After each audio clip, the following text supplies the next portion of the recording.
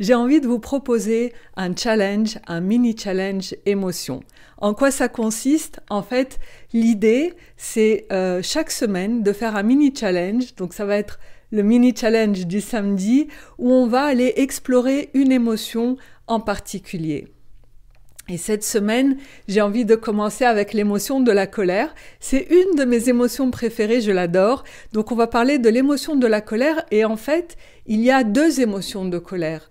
Il y a l'émotion de la colère du corps et il y a la colère de l'ego. Qu'est-ce qui les différencie? En fait, la colère du corps, c'est une colère qui est très saine parce qu'elle nous apprend à poser les limites. La colère du corps arrive lorsqu'on envahit notre territoire, même si notre territoire, c'est notre espace énergétique. Donc cette colère du corps, elle vient de dire stop. Stop, les limites ont été dépassées. Et elle est très intéressante parce qu'elle nous permet d'arrêter, de laisser l'autre se servir de notre énergie, de notre temps, de nos affaires, etc. Donc c'est une très bonne énergie, elle est très saine. Par contre, la colère de l'ego, c'est une colère qui a envie d'aller prendre quelque chose.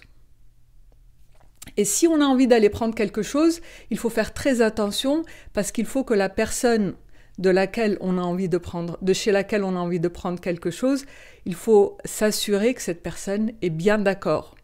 Donc cette émotion de colère de l'ego, elle cherche à prendre, elle voudrait que l'autre fasse ce que nous voulons. Donc elle est un petit peu, on va dire, égoïste, cette émotion de colère-là, mais par contre, comme toutes les émotions, c'est une messagère. Les deux émotions de colère sont des messages pour nous très utiles et très importants. La première, donc celle du corps, dit « stop », on apprend à poser les limites et à dire non. Et la deuxième, l'émotion de colère de l'ego, elle est en train de dire « donne-moi, je veux prendre » ou « je veux recevoir ». Et donc ici, c'est très important de faire la différence entre les deux et c'est ce que je vais vous inviter à faire, c'est d'observer au fur et à mesure de la journée.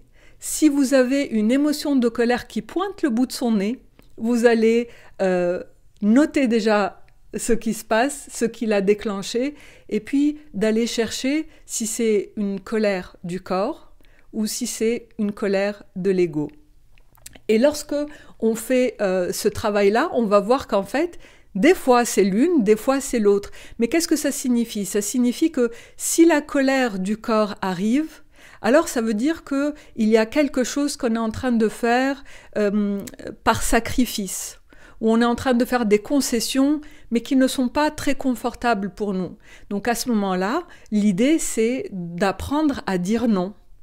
Et lorsqu'on a une colère de l'ego, on a envie de prendre quelque chose de chez l'autre. Ici, ce qu'on a besoin de développer, c'est notre capacité à entendre non et de l'accueillir, de l'accepter de bon cœur.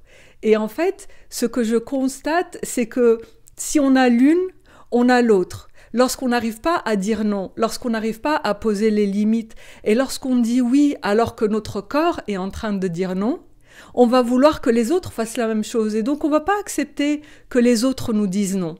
Et c'est pour ça en fait que quand on réalise l'une, on réalise l'autre. Et à partir du moment où on s'autorise à dire non tranquillement et sereinement, on va pouvoir autoriser les autres à dire non aussi. Donc le mini-challenge, c'est de noter toutes les émotions de colère qui remontent et n'hésitez pas à mettre en commentaire tout ce qui est ressorti, ça me ferait un grand plaisir de vous lire. Et aussi, s'il y a d'autres émotions qui vous dérangent en ce moment, n'hésitez pas à les noter aussi en commentaire et je ferai un prochain mini-challenge dessus où j'expliquerai un peu comment ça fonctionne.